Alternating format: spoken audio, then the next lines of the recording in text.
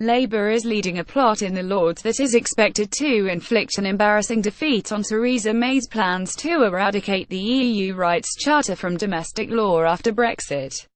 In a sign of the party flexing its muscles in the upper chamber, The Independent understands that Labour, with support from the Liberal Democrats, will force the government's hand in a vote on a critical amendment on Monday.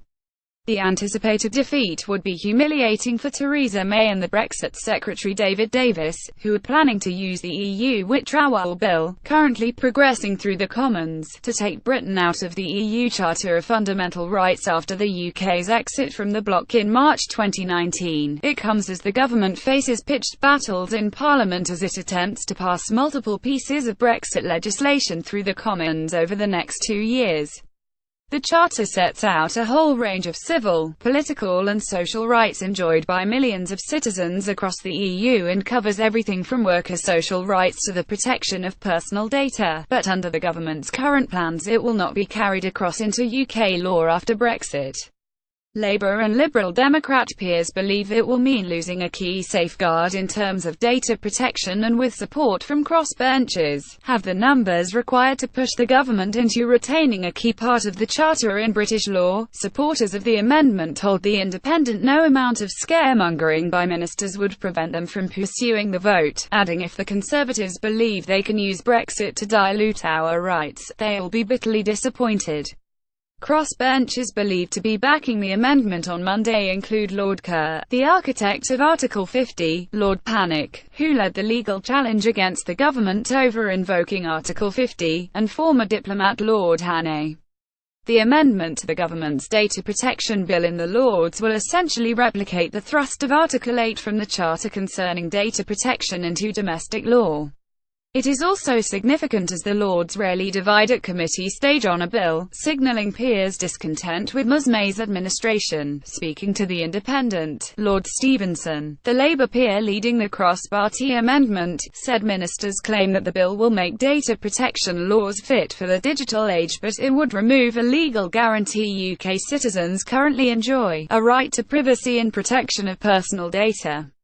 As a result, the government is threatening our chances of establishing a post-Brexit legal framework to permit the free flow of data across European borders, he said.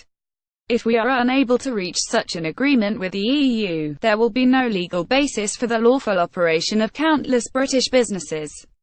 Lord Stevenson continued, ministers seem blind to the fact that 11% of global data flows pass through the UK and 75% of the traffic is with the EU.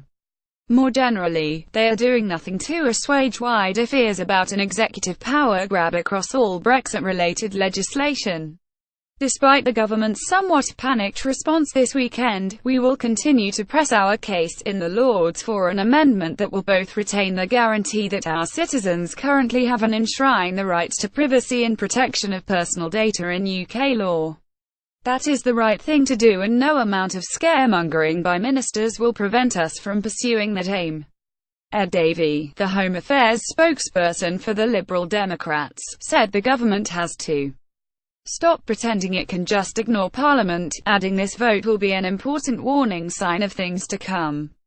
If Conservatives think they can use Brexit to dilute our rights, they'll be bitterly disappointed. Ironically, the Brexit Secretary has previously relied on the Charter in a legal challenge against the coalition government in 2013. Recalling the event in the Commons recently, Shadow Brexit Secretary Keir Starmer mocked his counterpart and presented documents at the dispatch box, showing that Mr Davis' lawyer had praised the EU Charter in a case brought to the EU's highest court against the Snoopers Charter. The case, brought when Mr Davis was a backbench MP, sought to challenge the legality of powers to intercept calls and texts in the Data Retention and Investigatory Powers Act 2014. Reuse content.